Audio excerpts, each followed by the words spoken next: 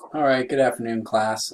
Checked them in, wanted to put some finishing touches on the lecture comments that we began in class today, and I'll just redirect or remind you that really, as far as this objective goes, today we're addressing the first part of it, looking at sort of the late Qing dynasty and how the experience, providing some historical context so that next week as we enter into events that are more specifically of the 19th century, we'll be better equipped to appreciate the historical circumstances out of which China is entering into greater connection and greater participation with the changing world order of the 19th and 20th centuries, largely under the European, under European hegemony, the phenomena of colonialism and imperialism, so on and so forth. Themes that we've discussed in greater depth and detail in units that we've covered thus far in Roots of World Issues. So I'm going to click rather quickly, I think. I guess I'll have to use this other system here. Through some of the comments that we already went over today in class, and most of the time that we had today in class was spent characterizing in brief the Ming Dynasty and some of the vestiges or legacies of the Ming Dynasty that carry over into the Qing era of the 17th, 18th, and 19th, and I guess a little 20th century as well. And so here's where we'll start, and this map is just useful because it sort of demonstrates sort of the sphere of influence. You could think of this red line here as being sort of the realm of the quote-unquote inner barbarians of the tributary empire of the both Ming and Qing dynasties. And then you'll also see the boundary for the Empire of China proper. And you'll see here Manchuria, which is really the namesake of the Manchu. It demonstrates the regional origins of the ethnic group of the Manchu, which of course are the essentially the leaders and they take over China in the mid-17th century and will establish the final dynasty in China's history, or at least what we think is the final dynasty in China's history. So the Qing were, as you might expect, a largely successful dynastic empire, and we can see some of their success in the accomplishments of their great emperors. And oftentimes when one speaks of China during the Qing dynasty, they call attention to the accomplishments of Kangxi, an emperor who ruled for just over 60 years, and then Qianlong, who was, I believe I have this right, I think the grandson of Kangxi. And Qianlong, if you'll note sort of the time at which they existed, the time which they reigned, Qianlong is going to step aside just shy of the 61-year mark that Kangxi reigned for. And Qianlong, the story here is that he stepped aside out of sort of Confucian devotion, respect for his elder, if you will, and did not want to exceed the time that his sort of elder and ancestor Kangxi had served. And so that's the story that explains why Qianlong stepped down actually before his death. But taken collectively, the story that's oftentimes, and this is sort of a generalized story, but it works for our purposes. One of the typical the patterns of dynastic rule in China is that the early leaders of a given dynasty acted out of a sense of responsibility and commitment. They were sort of tireless.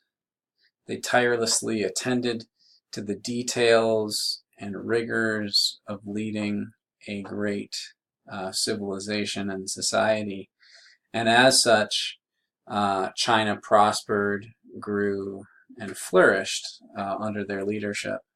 And then typically you will hear the back end of a dynasty described as a time of sort of decay, where leaders and emperors sort of took their authority for granted. They failed to put in the hard time.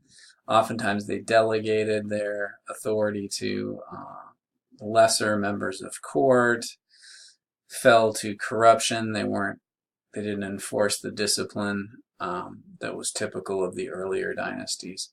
But in this case, what we have with the Qing dynasty are the very serious rules of, and not serious rules, the effective reigns of Kangxi and Qianlong. And there's actually a strong emperor between them as well, an emperor by the name of Longsheng.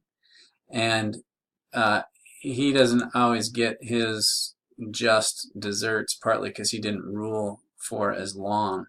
But nonetheless, he's important. And I think we could think of these three emperors as having accomplished a few really noteworthy things. The first was pacifying the Han. And so if you recall, when the Qing dynasty took over in 1644, they were entering into China at a moment of weakness when a lot of peasants were in rebellion, and the final Ming dynasty, or the final Ming emperors, had sort of fallen on hard times.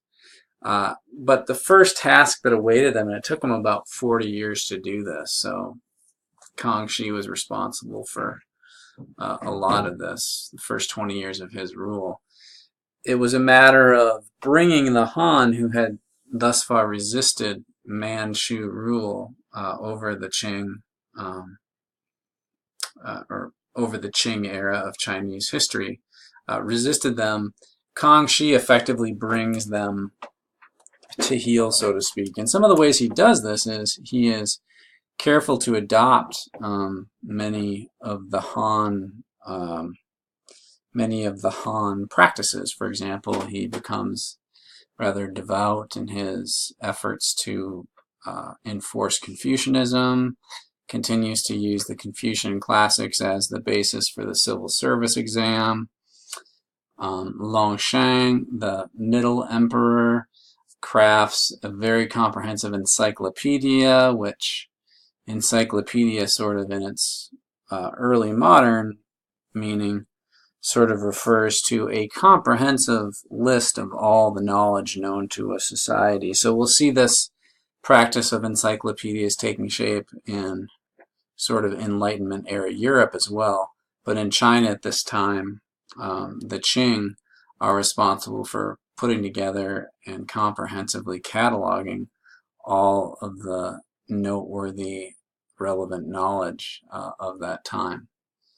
Also, the Qing were credited with putting in place a comprehensive census system, which every 10 years they would gather information about the population, the land ownership, the wealth of members of Qing era society. And this was important because the Qing were careful to make sure they set their tax structure, the taxes that they charge their citizens, in line with the reasonable ability of citizens to pay and contribute their share of contributing to the government. And this was important because the Chinese did have a fairly elaborate, they had an elaborate civil service and a governmental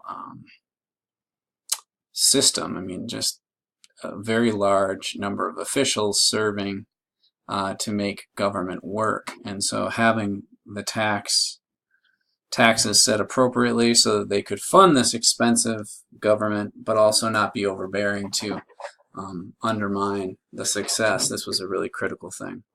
And then finally, it's worth noting that China is going to be continuing to rely upon silver for the payment of its taxes, and this has quite a bit to say about the growing effort to bring American silver from Spanish Mexico to China to help support its currency, to back its currency, essentially. Population growth, I mentioned this earlier in class, but we see a dramatic increase in population from the late Ming era to the middle Qing era.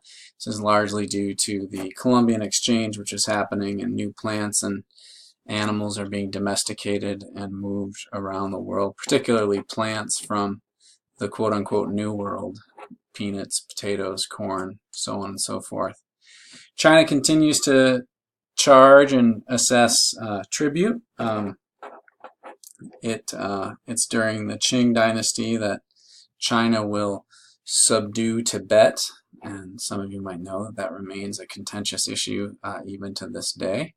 The Free Tibet movement has a lot to do with China establishing an assumption and perception of Tibet being part of China's sphere of influence, I guess is what I'll say. So in the final century or so of Qing rule, there are it's commonly explained that the Qing fall due to the incompetence of the later emperor. So this is after Kangxi and Qianlong.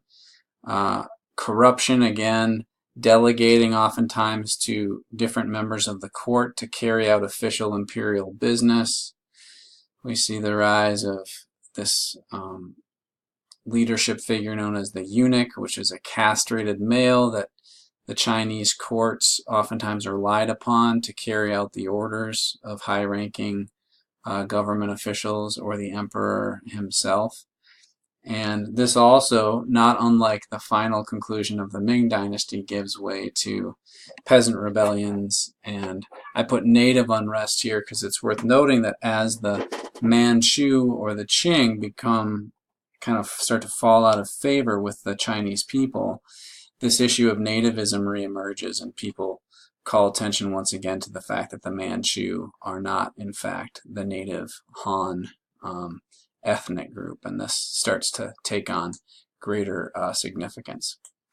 But one of the more important explanations here, and we'll see this as you wrestle with this issue in your assignment over the coming days, the Canton system was a way in which the Chinese dealt with sort of foreigners, or we could call them the outer barbarians. And this becomes a real issue in the late 18th century when the expedition of Lord Macartney is sent to China to negotiate terms for better and more open trade. And at that point he enters into a system known as the Canton system, where Europeans are limited. European traders are limited to a single port in southern China. They aren't really given direct diplomacy, or they aren't given clear ties with the official Qing court or the king. And Lord Macartney somewhat audaciously insists upon having an audience with the king. And out of that, a number of interesting dynamics will emerge, starting with the fact that Lord Macartney is unwilling to pay the traditional homage to the Qing emperor, and this is actually with Qianlong, and this will create a series of communications whereby the stage is set for British frustration with China's unwillingness to open itself to greater trade with European countries like Great Britain. And in a roundabout way, this sets the stage for the Opium Wars of the mid-19th century. And in the interest of time, I'm going to stop here. I'll just click through the rest of these topics, but you'll learn more about them in the form of the assignment that I've given you to complete in the discussion forum. So with that, take care.